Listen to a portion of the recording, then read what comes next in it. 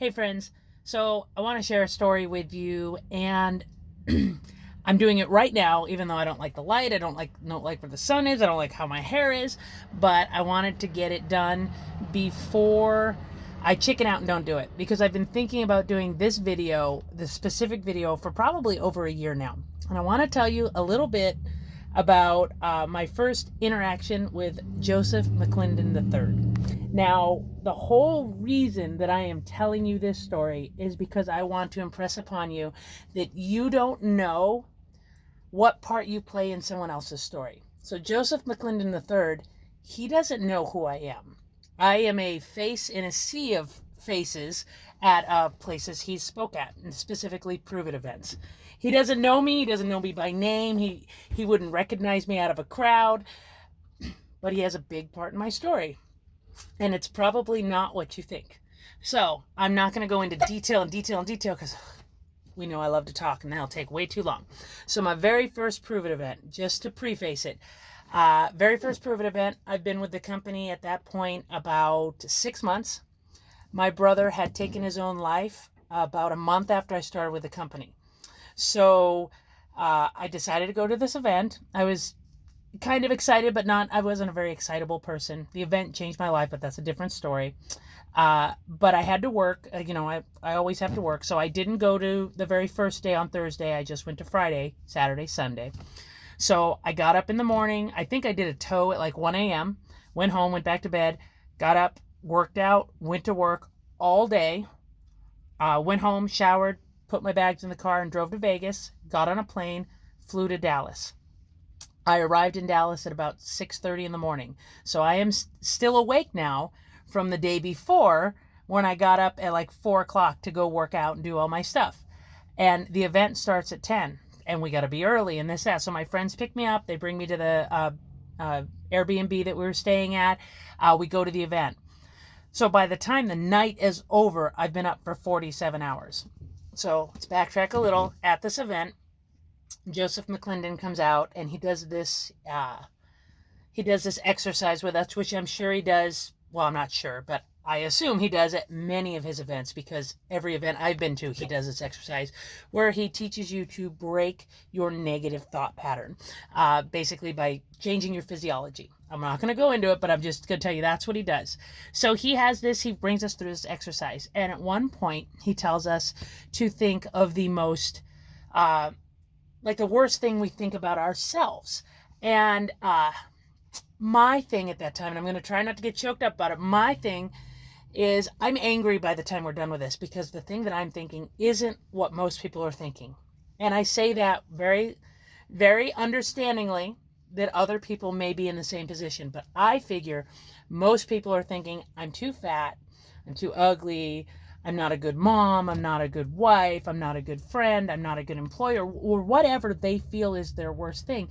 And the thing that I can't get out of my head, and it was only for moments at a time he wanted us to think about it, but I couldn't shake it off, was, why didn't I know my brother was going to kill himself? Why didn't I know that he was that dark, that he was that depressed, that it was that bad? Why didn't I know? So he taught us this thing, and at the end, I didn't feel good. I was angry. Every time I was angry. So, that event, I was trying to book a flight home that night. Like, after 47 hours of being up, after going through that, I'm pissed. I don't want anything to do with it. And I'm a cheapskate.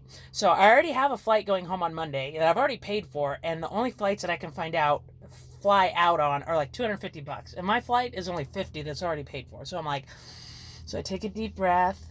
And my buddy Chris asked me like how I liked the event. And I said, you know what?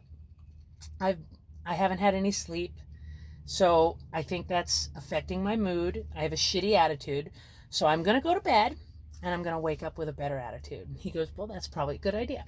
So I did, and I felt like I did well. The event changed me a little bit. It helped me, grow. So anyhow, fast forward to the next time I'm at an event that Joseph McClendon III is going to be at.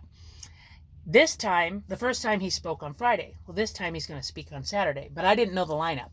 But at the end of Friday, his voice comes on the speaker. And I'm not shitting you. The hair on my arm stood up and I felt that anger again. Like I was angry at this man I'd never met because of the way he made me feel. So fast forward to Saturday at the second event I've gone to, or the second event he's at, and he does the same story, the same thing, and I'm angry again. I feel, and now it's been a year since my brother's death, and I'm still angry. And this woman, and I don't remember her name, which makes me feel bad, but she stands up and she asks how to get through. Her husband, and if I'm not mistaken, was a police officer, and he was killed 3 months prior to that, and she's got kids, and so he walks her through this thing, and as he's talking to her, I feel like he's talking to me. He's not, and I'm not saying our stories are the same. Mine and hers very, very different, but the same emotion I think was behind it. And I felt calm and I felt better. And I have used that, technique that he talks us when I'm going to get choked up. And like if I'm in the grocery store talking to somebody, I may not do the exact process he started, but I'll start jumping up and down and shaking my arms and being a dork. And they live there, what are you doing? I'm like, I'm changing my physiology. I'm changing the way that I am so that I break that cycle of feeling that feeling. And I've actually been with my mom and we both start to cry and I go, stop! And I jump and she's like, what's wrong with you? I'm like, we're done crying. So anyhow, that was tried to shorten it up as quick as I can. My story about Joseph McClendon III does not know me. And he is a big part of that story. So you don't know what part of someone's story you're playing. So just make sure you're kind and you do your best to be your best you, because you don't know who's watching and you don't know who you're helping. So when you feel in the dumps and you feel like, why are you here? Maybe you're here for somebody else. I just wanted to share that. I'm getting kind of geeky now and I'm starting to ramble. So you guys have a great day. Take care. And I will check in with you another time. Bye.